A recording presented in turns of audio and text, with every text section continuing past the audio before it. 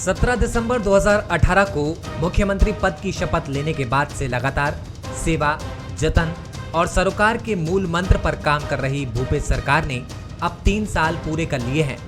सरकार के 3 साल पूरे होने पर कांग्रेस जश्न मना रही है। कांग्रेस की माने तो इन 3 सालों में अलग अलग वर्गों के लिए हुए काम ने छत्तीसगढ़ के अपने एक नए मॉडल को जन्म दिया है, जो आधारित है न्याय, सेवा और इच्छा शक्ति पर। गांव, गरीब और किसान के साथ शहरों में शिक्षा की नई पहल पर केंद्रित छत्तीसगढ़ का ये मॉडल आज 3 साल पूरे होने पर सबसे ज्यादा चर्चा में है। आज 3 साल में जहां किसानों के सेवा करने का अवसर मिला, वनवासियों की सेवा करने का अवसर मिला, गौ माता की सेवा करने का अवसर मिला और उसका प्रतिफल है कि पूरे प्रदेश में लोगों के आय में वृद्धि हुई। चाहे किसान हो, चाहे मजदूर हो, चाहे आदिवासी हो, चाहे व्यापारी हो, चाहे उद्योगपति हो, सभी जगह सभी वर्गों में खुशहाली का वातावरण और जो पुरखों ने जो सपना देखा था समृद्ध छत्तीसगढ़ का, उस दिशा में हम लोग लगातार प्रयासरत हैं। इधर बीजेपी ने 3 साल पूरे होने पर सरकार के वादों की ऑडिट रिपोर्ट जारी कर दी है। घोषणा पत्र में कितने वादे पूरे हुए और सरकार क्या नहीं कर पाई, इसको लेकर बीजेपी ने कंपाइल स्टडी पेश की है, जिसमें इस बात पर जोर दिया गया कि सरकार जो कह रही थी वो नहीं हुआ। सरकार की योजना है, धरातल पे नहीं है, विज्ञापन पे है और विज्ञापन को लेकर के वाहवाही लूटना चाहते हैं। रोका छेका से लेकर के आपने देख लिया, उसके बाद में इनके गोबर घोटाला से आपने देख लिया कि कैसे गोबर की बात करते हैं और गोबर में कहां पर खड़े हुए हैं। छत्तीसगढ़ के 4 चिन्हारी आपने देखा कि कोई इनके बड़े काम नहीं, लेकिन चारों में मिशन में फेल हो गए हैं। चाहे वो नरवा घुरवा हो, चाहे आपका गोबर हो, चाहे आपका बाड़ी हो। इन 3 सालों में छत्तीसगढ़ माफियाओं का गढ़ बन गया है, छत्तीसगढ़ अपराध का गढ़ बन गया है, छत्तीसगढ़ शोषण का गढ़ बन गया है, छत्तीसगढ़ अत्याचार और अन्याय का गढ़ बन गया है, छत्तीसगढ़ कमीशन खोरी का और भ्रष्टाचार का गढ़ बन गया है। और आज छत्तीसगढ़ में लोग अपने आप को ठगा हुआ महसूस कर रहे हैं कि हमने बड़े बड़े सपने देखे थे, अब वो सब सपने चकनाचूर हो रहे हैं। भले ही बीजेपी कुछ भी आरोप लगाए, लेकिन छत्तीसगढ़ के इस मॉडल में विकास के पैमाने किसान, गांव और वनवासियों को लाभ देने वाली योजनाएं रहीं, जिससे जुड़े हुए वर्ग खुशहाल हैं। ऐसे में छत्तीसगढ़िया स्वाभिमान के 3 साल को लेकर जहां एक ओर सरकार जश्न में डूबी है, तो वहीं विपक्ष सरकार को घेरने में लगी है। मोहन तिवारी, बंसल न्यूज, रायपुर।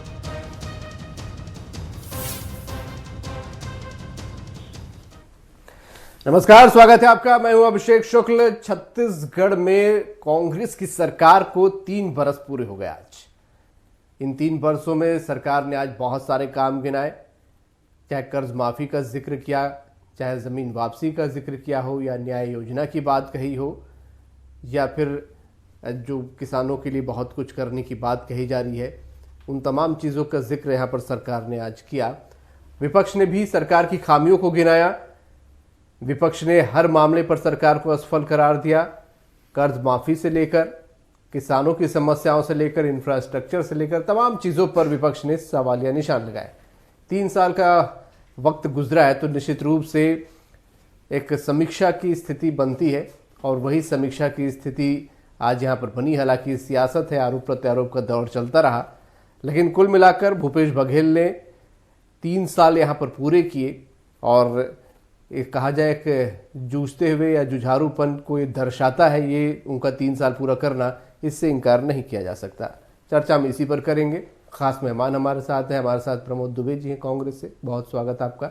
अनुराग सिंह देव जी हमारे साथ हैं भाजपा से, बहुत स्वागत अनुराग जी।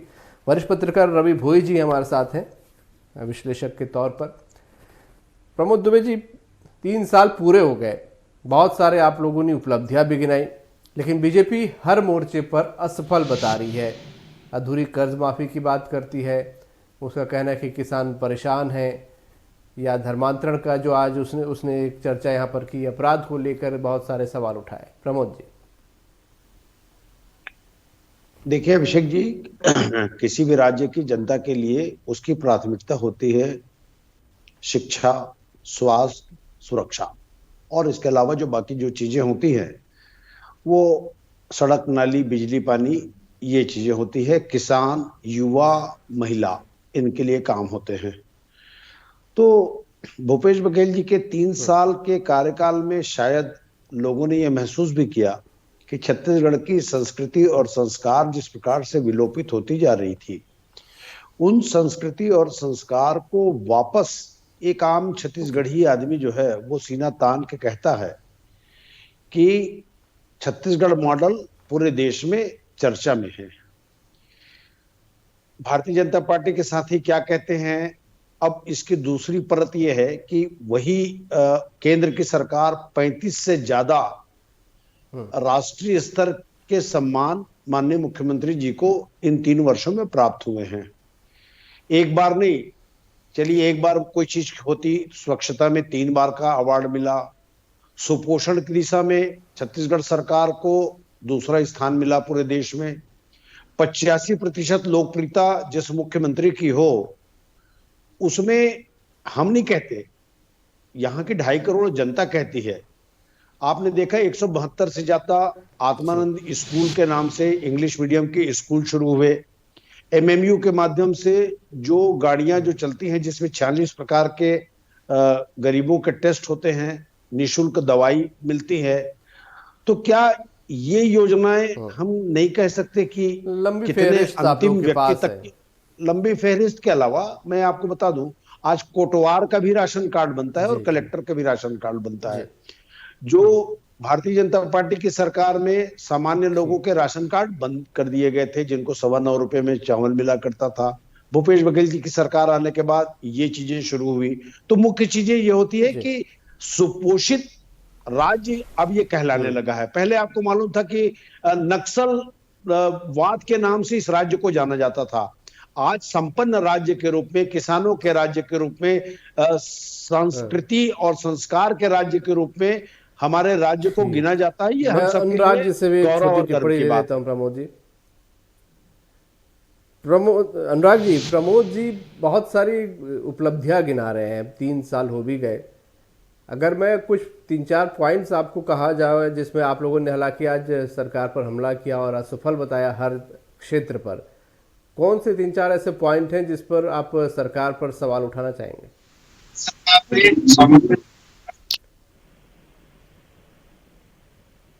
कांग्रेस के सरकार के ये एक तरीके से जनता के उम्मीदों पर कुठाराघात के 3 वर्ष है, क्योंकि 15 साल के बाद जिस उम्मीदों के साथ, जिस अपेक्षा के साथ और जिस प्रकार से भारी बहुमत के साथ इस सरकार को जनता ने अवसर दिया था, तो मुझे लगता है कि ये एक बहुत ही विडंबना रही कि इस 3 वर्षों में इस सरकार ने सारे जो जनता के अपेक्षाएं थी उस अपेक्षाओं में एक तरीके से पानी फेर दिया और जनता को एक बहुत बड़ी निराशा हाथ लगी।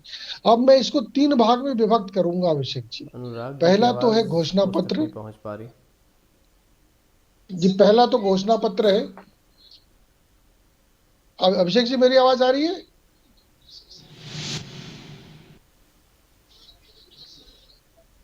हेलो हेलो अनुराग जी, आपको रोकूंगा यहाँ पर, मैं आपकी आवाज मुझ तक साफ नहीं पहुंच रही है, मैं आपके पास लौटूंगा। मैं रवि भोई जी की मेरी आवाज आ रही है आपको? रवि भोई जी, 3 साल सरकार को यहाँ पर हो गए हैं, समीक्षा निश्चित रूप से होती ही है, 1 साल की हुई, 2 साल की हुई, 3 साल की हुई। 3 साल अगर मैं कहूँ, अगर आप सरकार की उपलब्धियां या कुछ जो दिक्कतें या कमियां बताना चाहें तो 3 उपलब्धि और कमी सर अगर आप बताएं तो। देखिए, 3 साल भूपेश सरकार पूरी कर ली है और कई उपलब्धियां गिना रहे हैं। तो सबसे बड़ी तो है जो छत्तीसगढ़ में छत्तीसगढ़ के सांस्कृतिक धरोहर को और जो उत्सव को था, एक उसका व्यापक प्रचार प्रसार हुआ और एक भावना जगी, वो बहुत बड़ी उपलब्धि रही यहाँ पे। दूसरा, किसानों के हित में कई फैसले लिए गए और रूरल सेक्टर में काम किया, ये बड़ी उपलब्धि रही है। और एक उसमें छत्तीसगढ़ को लेकर जो छत्तीसगढ़ की अस्मिता का सवाल है और शिक्षा को जो आत्मानंद स्कूल के जरिए या कहें शिक्षा का एक नया ढांचा खड़ा किया गया है। और जहां तक विफलता की बात है तो ये कहें कि जो कुछ वादे जो रह गए, सबसे बड़ी बात तो है शराबबंदी वाला जो उन्होंने कहा था वो लागू नहीं किया गया है, और संपत्ति कर का जो हाफ करने का था वो भी अभी अटका हुआ है। तो कई कुछ चीजें हैं, लेकिन कांग्रेस ये कह सकती है कि हम तो अभी 2 साल बचे हैं उसमें काम करेंगे। तो ये 3 साल में तो काफी किए, लेकिन कुछ रह गए हैं काम जिसमें उनको करना बाकी है। ठीक है, मैं 3 साल की जो उपलब्धियां और कमियां कुछ यहाँ पर आपने गिनाई, अनुराग जी से मैं फिर से रुक करूंगा। अनुराग जी, आवाज मेरी पहुंच रही है आप तक, तो मैं जानना चाहूंगा, आप कमियां गिना रहे थे, वैसे तो बहुत सारी कमियां आप लोगों ने गिनाई, लेकिन अगर कुछ पॉइंट वाइज आप लोगों को क्या लगता है क्यों सरकार किन मोर्चों पर काम नहीं कर पाई? मैंने कहा कि मैं इस पूरे मामले को 3 भाग में विभक्त करना चाहता हूं। एक तो जो सबसे इंपॉर्टेंट है कि जिस तरीके से इस सरकार ने घोषणा पत्र में विफलता हासिल की है, ये एक तरीके से कंपाइल रिपोर्ट जो हमने दी है, उस कंपाइल रिपोर्ट में आप देखेंगे कि कई मुद्दों को तो इन्होंने छुआ भी नहीं उन घोषणा पत्र में। ये कहें, मुझे उसमें से कुछ पॉइंट्स याद आ रहे थे कि अभी इन्होंने कहा था 2,500 बेरोजगारी भत्ता देंगे, उसका कोई अभी तक श्री गणेश नहीं हुआ। इन्होंने कहा था कि हम सभी जो पेंशनधारी हैं उनको 75 साल से ऊपर 1,500 रुपए पेंशन देंगे, 1,000 रुपए पेंशन देंगे, उसका कोई अता पता नहीं है। यूनिवर्सल हेल्थ स्कीम की बात की थी इन्होंने, उसमें कहा था कि सबको इलाज देंगे, सभी के लिए फ्री इलाज होगा, उसका कोई पता नहीं है। इन्होंने कहा है कि नीचे से लेके बीएड तक की शिक्षा और पीएचडी तक की शिक्षा हम निशुल्क देंगे, ये लिखा हुआ है घोषणा पत्र में, उसका कोई नहीं है। तो घोषणा पत्र का यदि आप विश्लेषण करेंगे तो आप पाएंगे कि घोषणा पत्र में भी बुरी तरीके से फेल्युअरिटी रही है सरकार की। बिजली बिल का विषय, तो बिजली बिल में आप देखेंगे किस तरीके से टैरिफ की वृद्धि की गई, किस तरीके से दर बढ़ाए गए, और दर बढ़ाने के बाद किस तरीके से बिजली बिल घोटाला छत्तीसगढ़ के अंदर हो रहा है, वो भी एक पार्ट देखेंगे। अब दूसरा कि ग्राउंड जीरो पर जो परफॉर्मेंस है सरकार का, आप देख लीजिए क्या हालत है।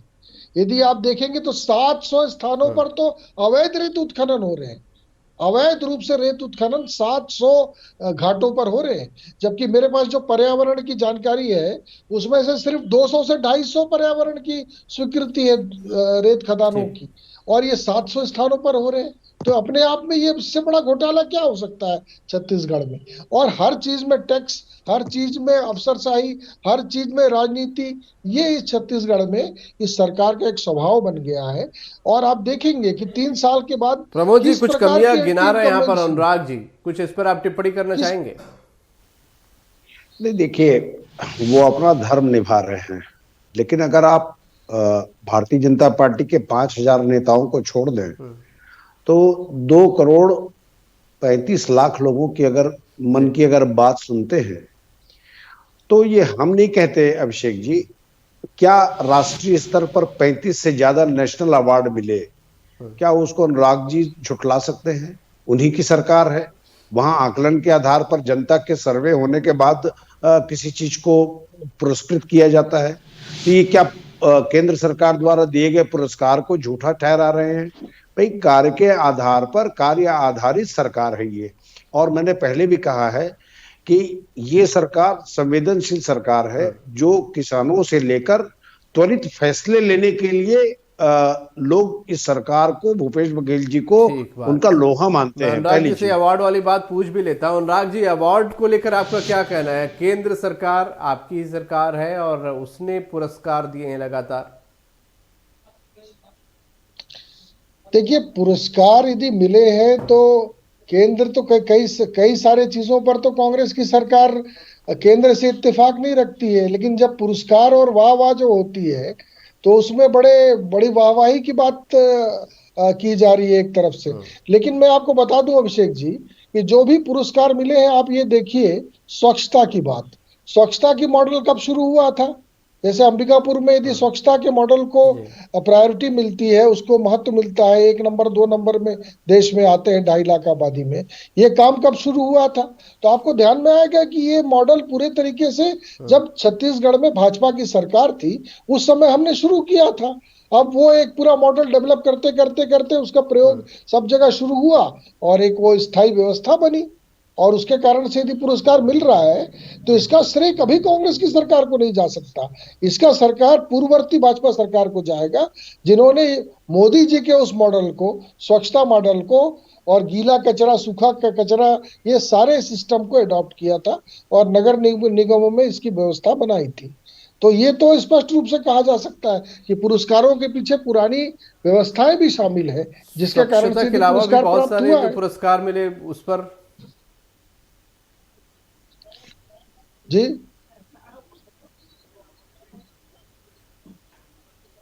नहीं, कुपोषण की जो बात अभिषेक जी कर रहे हैं, मैं तो बोल रहा हूं ना कि आप देखिए ना ग्राउंड जीरो पर क्या स्थिति है कुपोषण की। अभी जो पंडो जनजाति के लोग सरगुजा में जिनकी मृत्यु हुई, अब लगातार वो 30 साल 35 साल 45 साल के लोग, करीब 40 लोग की मृत्यु हो गई। उस पर एक जांच कमेटी बनाई गई थी कि क्यों हो रही है। कुछ लोगों ने कहा कुपोषण से मृत्यु हो रही है।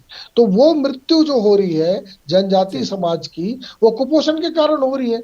तो आप क्या योजनाएं सिर्फ पुरस्कार पाने के लिए चलाते हैं, या उस पैमाने पर खरा उतरने के लिए चलाते हैं, या जमीन पर कोई हकीकत है उसकी?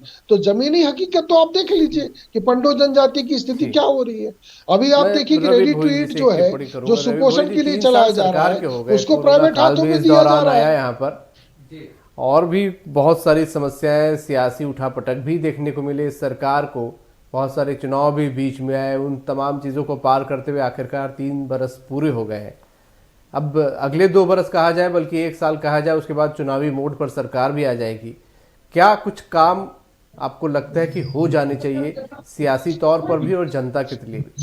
देखिए, पिछले 3 साल में मान लें हम 3 उपचुनाव की बात करें, जिसमें कांग्रेस की जीत हुई, मरवाई लें या 2 बस्तर के और उसके, तो उपचुनाव में कांग्रेस की रही। फिर उसके बाद नगर निगम स्थानीय निकाय के चुनाव हुए, उसमें भी कांग्रेस को सफलता मिली और जितने भी नगर निगम है वहाँ कांग्रेस के मेयर और पालिका अध्यक्ष चुने गए। तो ये एक बड़ी उपलब्धि कांग्रेस मान सकती है, क्योंकि सत्ता में आने के बाद उसको जमीनी स्तर पर लोगों ने फिर से स्वीकार किया। और इसके अलावा लेकिन अब चुनावी मोड शुरू हो गया है, तो स्वाभाविक तौर से कई चीज़ें सामने आने लगी। कई संगठन हड़ताल पे चल रहे हैं। इस बीच सिलेगर कांड जैसे हुए, जिसमें लेकर सरकार की आलोचना भी हुई, कई तरह के हुए। तो सरकार को अब 1 साल बाद चुनावी मोड में जाना पड़ेगा। कई संगठन अपनी अपनी मांगों को लेकर कर रहे हैं। फिर जो एक स्थिति ट्राइबल इलाकों में चल रही, उसको ठीक करना पड़ेगा। और सरकार के लिए चुनौतियां अभी काफ़ी ज़्यादा है, और जैसे जैसे चुनाव नज़दीक आएगा उसके लिए चुनौतियां काफ़ी सामने पेश होती रहेंगी। बहुत शुक्रिया आप सभी पे चर्चा में शामिल होने के लिए। 3 साल हो गए, हालांकि 3 साल कुछ मिनटों में समीक्षा करना संभव नहीं है, फिर भी एक कोशिश हमारी थी, और कोशिश यही थी कि बहुत सारी चीज़ें कांग्रेस ने की, सरकार ने की, उपलब्धियां बताई, कुछ कमियां रह गई उसको विपक्ष ने भी सामने रखा। सरकार के पास अभी समय है, जो कमियां हैं उनको पूरा किया जा सकता है, ढका जा सकता है, क्योंकि बहुत जल्द 1 साल बल्कि कहा जाए या उससे भी कम समय बाद सरकार को भी चुनावी मोड में आना पड़ेगा, चुनाव की तैयारियों में जुटना पड़ेगा। और पिछला 3 साल जो था उसमें काफ़ी समय कोरोना की वजह से भी बर्बाद हुआ। तो बहुत सारी चुनौतियों को पार करते हुए सरकार 3 बरस तक पहुंच गई है। चुनौतियां आगे भी हैं, और एक कुछ करके दिखाने की जो बात है वो भी सरकार को यहाँ पूरा करना है, क्योंकि 15 बरस बाद जब कांग्रेस की सरकार आई है तो उम्मीदें भी लोगों की बहुत बड़ी यहाँ पर है। तो चुनौतियों निश्चित रूप से बहुत बड़ी है, और इन चुनौतियों से निपटना भी सरकार के लिए अपने आप में एक बड़ी चुनौती होगी। आज का मुद्दा में नमस्कार।